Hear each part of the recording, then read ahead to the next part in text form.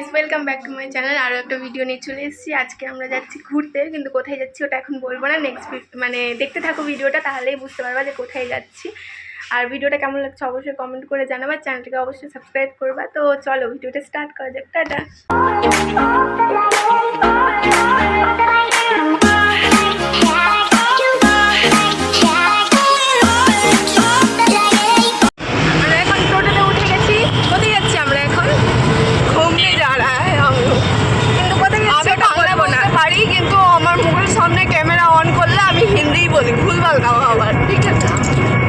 আমরা এখন স্টেশনে যাচ্ছি। আমাদের ট্রেন অনেকটা দেরিতে আছে, তাও বেরালাম তাড়াতাড়ি, কারণ রাস্তা জ্যাম্পের ব্যাপার আছে। তো এখানে আমার একটা আরও বান্ধবী আছে, ওটা একটু পরে দেখাচ্ছি তোমাদেরকে, আর ভিডিওটা দেখতে থাকো। আর এখন স্টেশনে চলে এসেছি। ওই যে আমার বান্ধবী, আমার দিদি, সবাই আমরা দাঁড়িয়েছি, অপেক্ষা করছি আরও সবার জন্য। সবাই আসুক, ট্রেনে উঠে গেছি। আমি একদম উপরে বসে আছি, ওইদিকে আমার বান্ধবী, দেখা যাচ্ছে না, ওইদিকে আমার দিদি আমাদের সামনে বসে আছে। আমরা যাচ্ছি এখন, অনেকদিন পর ট্রেনে উঠে আমার ভয় ভয় লাগছে, দাঁড়িয়ে ভালো লাগছে না, আমরা বোর হয়ে গেছি।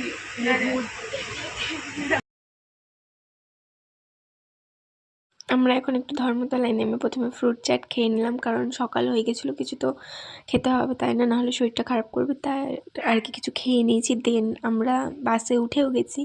আর কলকাতার রাস্তা মানে এত ভালো লাগে আমার, সত্যি খুব সুন্দর রাস্তাঘাটগুলো। আমার ভীষণই ভালো লাগে কলকাতার জায়গাটা, মানে জায়গাটাও খুব ভালো লাগে, রাস্তাও খুব ভালো লাগে। আর কম বেশি অনেকেই চেনা পরিচিত ওখানে থাকে, তো বেশ আমার ভালোই লাগে। তারপরে ভাবলাম একটু নিজেকেও দেখিয়ে দিই। আর সারা রাত জার্নি করার পরে চেহারা ঠিক এই অবস্থা হয়েছে। আর আমি তো একদমই বাসে জার্নি করতে পারি না, তবুও করছি। আর এই ব্রিজটা দেখে হয়তো অনেকেই চিনতে পারছো, কিন্তু তবুও আমি এখনও বলবো না যে কোথায় যাচ্ছি। একটু ওয়েট করো, তারপরেই তোমাদেরকে বলে দিব। একটু সাসপেন্সে থাকো কোথায় যাচ্ছি।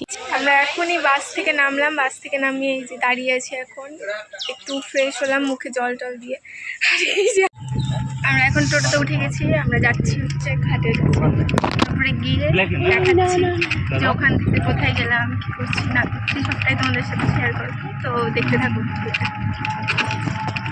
আর এই ঘাটে যাওয়ার রাস্তাটাও খুব সুন্দর, আর বাস স্ট্যান্ড থেকে অনেকটা দূরই রাস্তাটা, কিন্তু বেশ তাও ভালোই।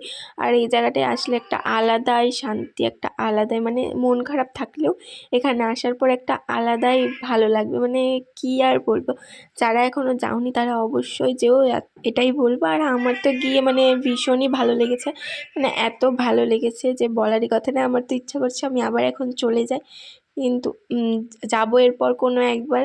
এবার তো এলাম। আর এই ঘাটটা দেখে হয়তো অনেকেই বুঝতে পারছো যে আমি কোথায় যাচ্ছি। চলো আর তোমাদেরকে সাসপেন্সে রাখবো না, বলেই দিই কোথায় যাচ্ছি।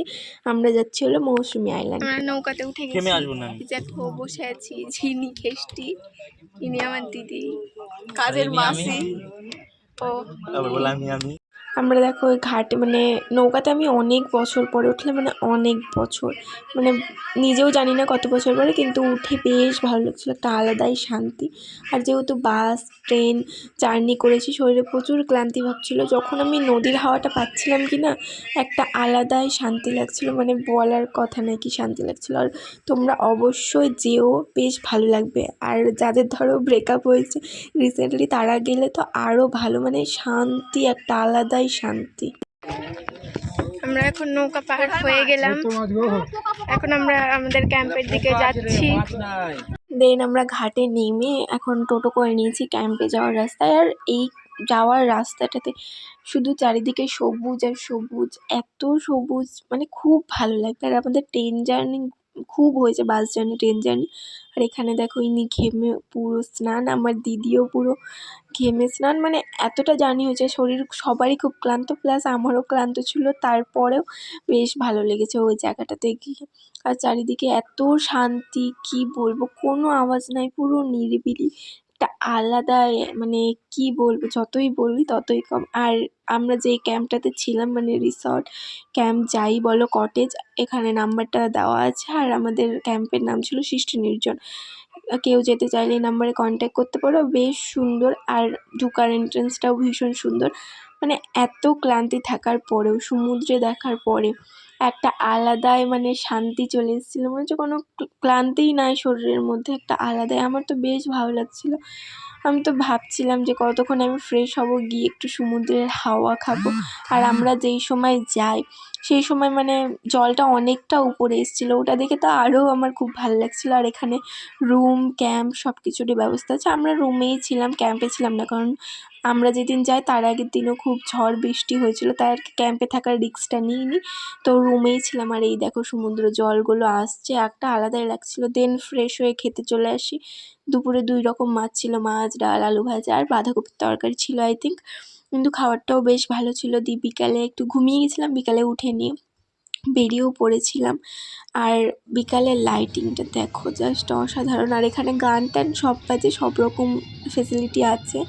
আর গানটা বেশিক্ষণ বাজে না, রাত্রি 10টা পর্যন্তই, কিন্তু বেশ ভালো। মানে চারিদিকে লাইটটা জ্বলার পরে আরোই সুন্দর লাগছিলো দেখতে, লাইট আর লাইট। আর সন্ধ্যাবেলাও ওরা খেতে দেয়, খাওয়ার চা দেয়, মুড়ি, তারপরে হচ্ছে পেঁয়াজি, এইসব দেয়। ওদের 4 বেলা খাওয়ারগুলোও খুব সুন্দর, বেশ ভালো। আর আমি তো ঘরে ছিলাম, দিয়ে এসে দেখি আমাদের এখানে সব খাবারগুলো দিয়ে চলে গেছে। দেন আমরা বারবিকিউ বলেছিলাম, পার কেজি আই থিঙ্ক 500 না 450 এরকম করে নিয়েছিল।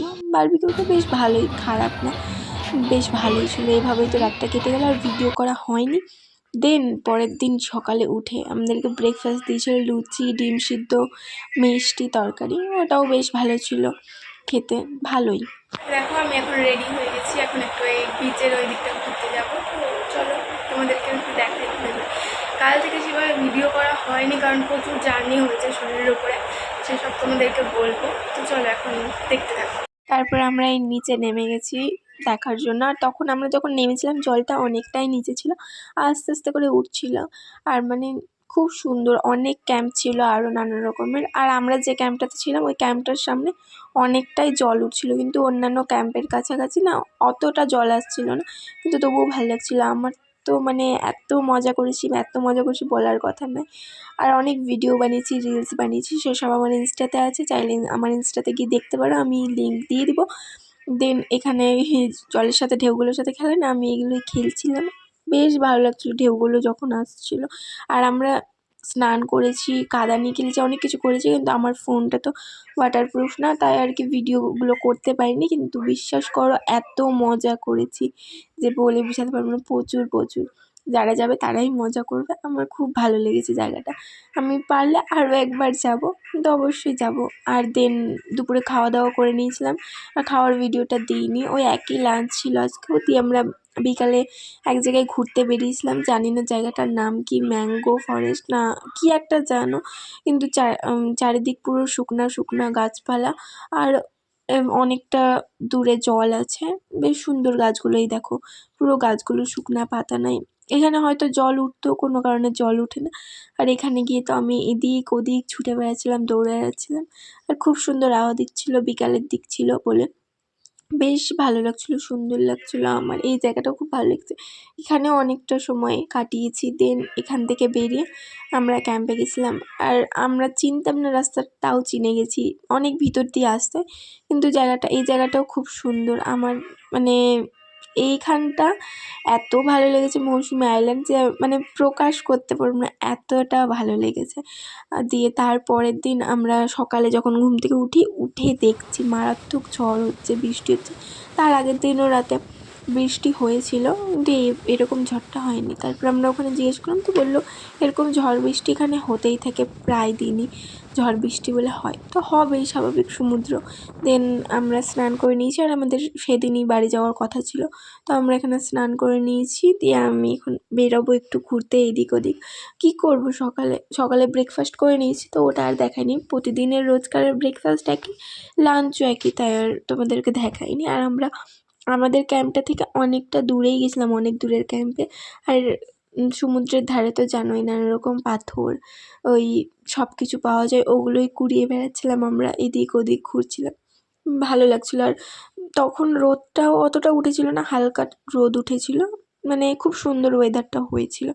আর এখানে ওই ঝিনুক টাইপের কিছু উঠিয়েছিল, তো ওটাই তোমাদেরকে দেখাচ্ছিলাম, বেশ ভালো। অনেক কিছু কুড়িয়ে এনেছি ওখান থেকে। তো টাটা আজকের মতো।